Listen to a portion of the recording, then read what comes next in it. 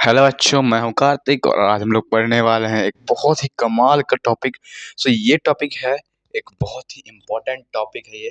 ठीक है, फोर्स से रिलेटेड है, यानी कि न्यूटन्स लॉ ऑफ मोशन। ठीक है, न्यूटन्स लॉ ऑफ मोशन में हम लोग तीन होती है बेसिकली। ठीक है, तीन लॉस ऑफ मोशन होती है न्यूटन्स की जो है। तो हम उन तीनों को आज पढ़ने वाले हैं डिटेल में। ठीक है, तो अंत तक वीडियो में बने रहिएगा। अगर हमारा वीडियो अच्छा लगता है, वीडियो को लाइक, चैनल को सब्सक्राइब कीजिएगा। चलिए शुरू करते हैं। ये आपको दिख रहा होगा यहाँ पे कि मैं बता रहा हूँ अभी Newton's first law of motion. ठीक है, फर्स्ट लॉ है, पहली बार फर्स्ट लॉ। ठीक है, तो according to this law of motion, इस लॉ ऑफ मोशन के अकॉर्डिंग जब कोई बॉडी रेस्ट में होती है, ठीक है, मान लेते हैं ये बॉडी रेस्ट में, ए रेस्ट में, ठीक है, मान लेते हैं ए रेस्ट में। ठीक है, ये तब तक रेस्ट में रहेगी जब तक एक एक्सटर्नल फोर्स नाम की चीज़ इस पे नहीं लगती है। ठीक है, क्या बोला मैंने? जब तक किसी एक्सटर्नल फोर्स इस बॉडी पे नहीं लगेगी, इस ए पे नहीं लगेगी, तब तक ये मूव नहीं करेगा। क्या बोल रहा है इसमें? A body at rest will remain at rest while when in motion will continue in uniform motion. Sorry, motion होगा यहाँ पे। अगर मोशन में तो मोशन में ही रहेगा, एक स्ट्रेट लाइन में, तब तक जब तक कोई एक्सटर्नल फोर्स अप्लाइड नहीं होगी बॉडी में, ताकि उसकी स्टेट को, यानी कि रेस्ट है, मोशन को चेंज कर सके। अब इसको मैं आपको हिंदी में समझाता हूँ।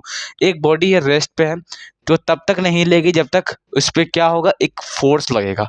वो जब तक फोर्स उस पर नहीं लगेगा वो बॉडी नहीं हिलेगी। ठीक है, अभी ये तो रेस्ट का एग्जाम्पल मैंने दिया। अगर एक बॉडी मूविंग में है, मान लेते हैं एक बॉडी मूविंग में है, ये ए मान लेते हैं मूविंग कर रहा है। ठीक है, मूविंग कर रहा है।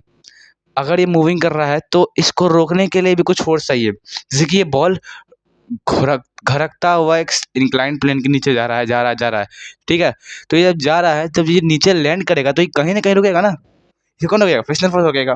तो यही एक फ्रिक्शनल फोर्स, एक एक्सटर्नल फोर्स इसे रोकेगा। ठीक है, यानी कि रेस्ट को मोशन में लाने के लिए फोर्स चाहिए, है ना। रेस्ट को मोशन में लाने के लिए फोर्स चाहिए, और मोशन को रेस्ट में लाने के लिए भी फोर्स ही चाहिए।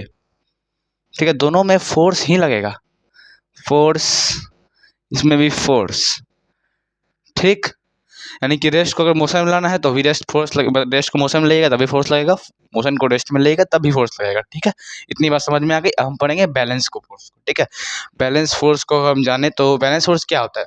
बैलेंस फोर्स होता है कि अगर उसकी net force, if the net force applied on the body is zero. Simple भाषा में कहूँ तो, इफ द, यहाँ लिख देता हूँ मैं, इफ द नेट फोर्स, यानी कि टोटल फोर्स जो लग रही है बॉडी पे, इधर से उधर से कहीं से भी लगे, लेकिन टोटल फोर्स जो लग रही है, the net force applied on the body is zero, तो क्या कहलाएगा? Balanced. It is balanced, it is balance force. क्या कहलाएगा? बैलेंस फोर्स कहलाएगा। ठीक, बैलेंस फोर्स कहलाएगा, यानी कि जब इधर से 5 न्यूटन लग रहा है, इधर से भाई अभी कुछ भी 6 न्यूटन 6 न्यूटन दोनों बल से, यानी कि एक इतना न्यूटन लग रहा है कि इसको, मतलब इतना फोर्स लग रहा है कि दोनों कैंसिल जब करेगा तो जीरो आंसर आएगा। जैसे कि इधर से 5 न्यूटन लग रहा है, इधर से 5 न्यूटन लग रहा है, तो 5 न्यूटन माइनस 5 न्यूटन, 0 न्यूटन। यानी कि इधर से 5 न्यूटन लग रहा है, इधर से 5 न्यूटन लग रहा है, तो कहीं बॉडी मूव ही नहीं करेगा। दोनों बॉल से एक ही फोर्स लगा तो कैसे मूव करेगा भैया? अगर इस मान लेते 6 न्यूटन लग रहा है तो ये इधर की तरफ मूव करेगा, इधर 6 इधर 5, तो 1 न्यूटन ज़्यादा है इधर, यानी कि राइट साइड तरफ, इधर तरफ मूव करेगा। ठीक है, ठीक, बैलेंस फोर्स समझ में आ गया। अब पढ़ेंगे हम लोग एक्सटर्न अनबैलेंस्ड फोर्स के बारे में। अनबैलेंस्ड फोर्स क्या होता है? ठीक, बैलेंस फोर्स बोलिए आप, अनबैलेंस्ड फोर्स देखते हैं। ठीक है, unbalanced force, if the net force, if the net force applied on the body, on the body is not equal to zero, it is what? It is unbalanced force, it is unbalanced forced, balance force. और इसी force के कारण कोई भी body motion में आता है, rest से मोशन या मोशन से रेस्ट, कुछ भी लाना हो तो अनबैलेंस्ड फोर्स ही लगता है। यानी कि कोई बॉडी भी रेस्ट में है, ठीक है, उसको अगर मोशन पे लाना है, ठीक, उसको अगर मोशन पे लाना, क्या करना पड़ेगा? उस पर अनबैलेंस फोर्स लगाना पड़ेगा। ठीक है, एक तरफ से फोर्स लगाना पड़ेगा। ठीक, मान लेते हैं एक बॉक्स है, उस पे 6 न्यूटन का फोर्स इधर से लग रहा है, इधर 5 न्यूटन का फोर्स लग रहा है, ठीक है। तो किधर की तरफ मूव करेगा? ज़्यादा फोर्स किधर लग रहा है? इधर की तरफ लग रहा है ना? इधर की तरफ फोर्स लग रहा है, क्योंकि 6 न्यूटन इधर, कितना ज़्यादा फोर्स लग रहा है? तो इधर 6 न्यूटन माइनस 5 न्यूटन कर देंगे, तो 1 न्यूटन ज़्यादा फोर्स लग रहा है। किधर लग रहा है? 1 न्यूटन फोर्स इधर ज़्यादा है। तो ये राइट साइड की तरफ मूव कर रहा है, तो 1 न्यूटन टुवार्ड्स राइट। अब मैंने ये राइट क्यों लिखा, बताओ बताओ? क्योंकि फोर्स एक वेक्टर क्वांटिटी है, और वेक्टर में क्या होता है? मैग्नीट्यूड तो होता ही है, ये मैग्नीट्यूड तो है ही 1 न्यूटन, बट ये एक डायरेक्शन भी है। वेक्टर क्वांटिटी में क्या होता है? मैग्नीट्यूड और डायरेक्शन दोनों दिखाना पड़ता है, तो हमने दोनों यहाँ दिखा दिया है। ठीक, अब एक इनर्शिया, एक लास्ट टॉपिक जो है ये बचा हुआ है, ठीक है। इनर्शिया, इनर्शिया का लास्ट टॉपिक है, ठीक है। Newton first law of motion का, उसके बाद हम लोग पढ़ेंगे न्यूटन सेकंड लॉ। तो इनर्शिया क्या होता है? It is the property, it is the property of the body which resist to change its state of rest or motion। एक ये प्रॉपर्टी होती है कोई बॉडी की, ठीक है। क्या करती है वो? उसे कोई भी रेस्ट में, मतलब जो उसका मतलब होता है ना, क्या स्टेट ऑफ रेस्ट या मोशन, कि वो अगर रेस्ट में है तो वो उसे रेस्ट में ही रोकने रहने की, मतलब उसे, मतलब कोशिश करने लगेगी, ठीक है। अगर कोई बॉडी रेस्ट में है, मान लेते हैं ये बॉडी रेस्ट में है, तो ये इनर्शिया एक ऐसी चिड़िया है जो कि इसे रोकने में मदद करेगी। ये एक रेजिस्टेंस की तरह काम करे, रेजिस्ट करेगी, ठीक है, ताकि वो उसे जाने ना दे। हालांकि अगर ये मास अगर ज़्यादा है तो हमें इसको मूव करने में दिक्कत होगा, बिकॉज मास जो है वो इनर्शिया का डायरेक्टली प्रोपोर्शनल होता है। जितना बड़ा मास उतना बड़ा क्या होगा?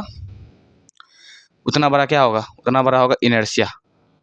मास डायरेक्टली प्रोपोर्शनल है, ठीक, ठीक है। जितना मास होगा उतना इनर्शिया होगा, ठीक है। मान लेते हैं छोटा मास है, 5 ग्राम मास है, तुरंत उसको हिला देंगे। अगर यही 5 किलो मास है तो उसको हिलाने में तो दिक्कत होगा, है ना। यानी कि ये एक प्रॉपर्टी है बॉडी की जो उसे स्टेट से मोशन, रेस्ट से मोशन आने में या मोशन से रेस्ट आने में दिक्कत प्रोवाइड करती है, यानी ठीक है। यानी कि जो अगर कोई बॉडी चल रही है या फिर कोई बॉडी रेस्ट पे है, उसे हम लोग को मतलब मोशन में लाना है, उसको मोशन में लाना है हम लोग को, तो क्या करना पड़ेगा? उस पर हम लोग को फोर्स लगाना पड़ेगा। बट वो फोर्स लगेगा तो ज़रूर, बट उसके इनर्शिया से ज़्यादा लगा तभी वो मूव करेगा। इनर्शिया से कम लगा उसका, जो एक इनर्शिया का ही फोर्स होता है, ठीक है, जो उसे अपने स्टेट को चेंज करने नहीं देता है। अगर वो स्टेट को चेंज करने में समर्थ हो गया, ज़्यादा फोर्स लग गया है इनर्शिया से, तो बॉडी मूव कर जाएगा, ये मूव हो जाएगा। ठीक, इसका एग्जांपल देख लेते हैं। जब व्हीकल स्टार्ट होता है तो ये रेस्ट के मोशन में रहता है ना। तो ये रेस्ट के मोशन में रहता है, तो ये चाहता है हम रेस्ट ही रहें, लेकिन इसे ज़बरदस्ती एक्सटर्नल फोर्स के द्वारा इसको क्या किया जाता है? चला दिया जाता है, जिसके कारण हमें जर्क प्रोवाइड होता है, कि बैकवर्ड, हम पीछे मुड़ पीछे हो जाते हैं जब बस स्टार्ट होती है। और जब स्टॉप ब्रेक लगता है तो हम क्या हो जाते हैं? आगे हो जाते हैं, मतलब आगे की ओर हो जाते हैं। पीछे स्टार्ट होती है तो ऐसे हो जाते हैं, आगे मतलब ब्रेक लगता है ऐसे हो जाते हैं, ठीक है। तो ये था Newton first law of motion. Newton second law of motion हम पढ़ेंगे, ठीक है। सो हम लोग पढ़ेंगे momentum. Newton second law of motion पढ़ने के पहले, ठीक है, हम लोग मोमेंटम पढ़ेंगे, क्योंकि Newton second law of motion में मोमेंटम नाम का एक टर्म है, इसको पढ़ना बहुत ज़रूरी है। It is the product of mass and velocity. इसको जो है मास और वेलोसिटी को डिवाइड करने में मिलता है, ठीक है। अगर कोई बॉडी की मास ट्रेवल कर रही है कोई डिफरेंट स्पीड से, तो उससे मोमेंटम निकाल सकते हैं, ठीक है। इसको क्वांटिटी ऑफ मोशन कहता है, ठीक है। कितनी मोशन में क्वांटिटी है, ठीक है, मोशन कितना है, ठीक है, वो मोमेंटम कहलाता है। इसका ऐसा यूनिट पी होता है, ठीक है। ये वेक्टर क्वांटिटी है, इसमें मैग्नीट्यूड और साथ में डायरेक्शन भी होता है। अब इससे हम एक फॉर्मूला निकाल सकते हैं, ठीक है, किससे? Newton second law of motion से, ठीक है। क्या होगा कि मोमेंटम में अगर हम देखें तो फोर्स जो है डायरेक्टली प्रोपोर्शनल होता है change in momentum by time taken. ये फॉर्मूला है, ठीक है। फॉर्मूला नहीं है तो ये डायरेक्टली प्रोपोर्शनल है, ठीक है। तो इसको भी लिख लो, नोट कर लो इसको, ठीक।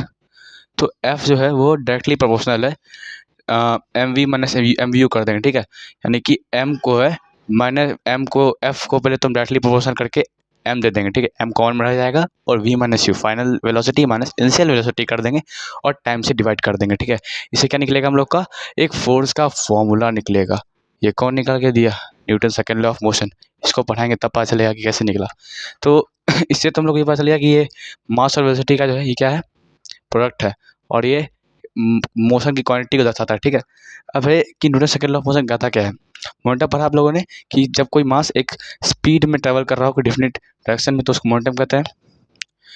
Newton second law of motion क्या होता है, the rate of change of momentum. जब मोमेंटम चेंज हुआ, final speed minus initial speed हुआ मास का एक डिफिनेट टाइम में, एक डिफिनेट डायरेक्शन में, जब मोमेंटम चेंज हुआ, किसके कारण चेंज हुआ, फोर्स के कारण चेंज हुआ। यहाँ फोर्स है ना, फोर्स ही चेंज करता है इसको, मोमेंटम को। किसके कारण हुआ, फोर्स के कारण हुआ। The rate of change of momentum और फोर्स, मोमेंटम बॉडी क्या होता है, directly proportional to the force. जैसे कि मैंने यहाँ बताया है, फोर्स डायरेक्टली प्रोपोर्शनल है किसका, मोमेंटम का चेंज का। M v minus u, m तो दे दिया यहाँ पे, और वी माइनस यू, यानी कि जब स्पीड में चेंज हुआ टाइम को तो क्या हो जाएगा, वो चेंज हो जाएगा मोमेंटम में, ठीक है। तो v minus u by t को जाना पता नहीं लग रहा है, ये ए का फॉर्मूला है, ठीक है। तो इसको हम लोग एम ए कहते हैं शॉर्ट में, इससे निकल गया हम लोग का formula Newton second law of motion का। अब actually Newton second law of motion कहता क्या है उसको पढ़ते हैं। The rate of change of momentum of a body, जब एक मोमेंट यानी कि जब कोई बॉडी का मोमेंटम चेंज होता है, ठीक है, तो वो डायरेक्टली प्रोपोर्शनल होता है फोर्स से। फोर्स ही चेंज करता है मोमेंटम ऑफ बॉडी को, ठीक है। समझ में आ रहा है ना, अगर समझ में आ रहा है तो बहुत अच्छे, आप बहुत अच्छे जा रहे हो, ठीक है। आपकी माइंड बहुत तेज है इसलिए समझ पा रहे हो ये सब। Rate of change of momentum, ठीक। जब मोमेंटम चेंज होता है कोई बॉडी का, ठीक है, जब फोर्स लगता है तो उसकी मोमेंटम चेंज होती है, उसकी स्पीड चेंज होती है, ठीक है। मास तो चेंज होगी नहीं, किसी बॉडी की स्पीड ही चेंज होगी ना, तो वो स्पीड कौन चेंज करवाएगा, स्पीड चेंज करवाएगा वो फोर्स। एक्सेलरेशन बढ़ेगा, फोर्स बढ़ेगा तब ना, ठीक। तो and take place in the direction in which the force act, जिस डायरेक्शन में फोर्स मूव करेगी, मैंने बताया था आपको मोमेंटम एक जो होती है क्या होती है, वेक्टर क्वांटिटी होती है। तो जिस डायरेक्शन में फोर्स एक्ट करेगा उसी डायरेक्शन में मोमेंटम भी होगा। मान लेते हैं एक एस्ट्रॉयड गिर रहा है, मास उसकी है 6 किलो, ठीक है, होती नहीं बट मैं बोल रहा हूँ ऐसे ही, 6 मीटर पर सेकंड की रफ्तार से वो गिर रहा है, ठीक। अब 6 इंटू 6 36, ठीक, 36 का निकल जाएगा, 36 kg ms, ये इसका डायरेक्ट यूनिट होता है, ठीक है। ये इसका निकल जाएगा मोमेंटम, ठीक है। अब जैसे ये अर्थ में इंटरेक्ट किया, ऐसा क्या हो गया, इसका स्पीड बढ़ गया, 6 इंटू क्या हो गया, स्पीड इसका 8 हो गया, तो क्या बोलेंगे हम लोग, 48 kg ms हो गया। तो ये कौन बढ़ाया इसको, फोर्स बढ़ाया, फोर्स एक्सेलरेट किया, इसी कारण बढ़ा ना, ठीक। ये फॉर्मूला का हम लोग को फोर्स भी देता है, फोर्स का फॉर्मूला देता है हम लोग को, F बराबर ma, ठीक। फोर्स बराबर ma होता है, ठीक है। कौन फॉर्मूला दिया हम लोग को, ये दिया, यानी कि जब मोमेंटम चेंज होता है वो किसके प्रोपोर्शनल में होता है, किसके बराबर होता है, जितना फोर्स बनाएंगे उतना मोमेंटम चेंज होगा, है ना, उतना v माइनस यू होगा। Initial speed minus final speed कौन चेंज कर रहा है एक टाइम में, ये कौन चेंज कर रहा है, ये फोर्स चेंज कर रहा है भाई। ये फॉर्मूला है ए का, बट ये फोर्स चेंज कर रहा है, ठीक। सो अब एग्जाम्पल में देख ले तो एक क्रिकेट बॉल जो है मूव होती है, हैंड जब पीछे कर लेता है, जब कोई क्रिकेट प्लेयर जो है कैच लेता है तो वो हाथ अपना पीछे कर लेता है, क्यों करता है, जब फास्ट क्रिकेट बॉल होती है क्यों करता है, ताकि उसको इंजरी चोट ना लगे। वो जो है जब कैच लेने वाला होता है तब वो अपना हाथ को पीछे कर लेता है कैच लेने समय, क्या होता है उससे ना, कि उससे पहले तो टाइम चेंज होता है, टाइम बढ़ता है, जब टाइम इंक्रीज़ होता है तो वो उसका जो है टाइम इंक्रीज़ होने के बाद जो है फोर्स कम हो जाता है मोमेंटम का, जिसके कारण चोट कम लगती है। यानी कि जितना फोर्स मोमेंटम रहेगा उतनी ज़्यादा चोट लगेगी। तो मोमेंटम को कम करने के लिए वो हाथ को पीछे लेता है, जितना हाथ को पीछे लेगा उतना टाइम बढ़ेगा, जितना टाइम बढ़ेगा उतना फोर्स कम लगेगा, जितना फोर्स कम लगेगा उससे कम इंजरी होगी, ठीक है। सीट बेल्ट में भी यही प्रिंसिपल यूज़ होता है। आप पहले मतलब एक्सीडेंट होने वाला होगा तो वो जो है टाइम बहुत मतलब टाइम दे देगा, पहले तो गाड़ी स्टॉप होगा, ठीक, उसके बाद आपको आप तो गिरो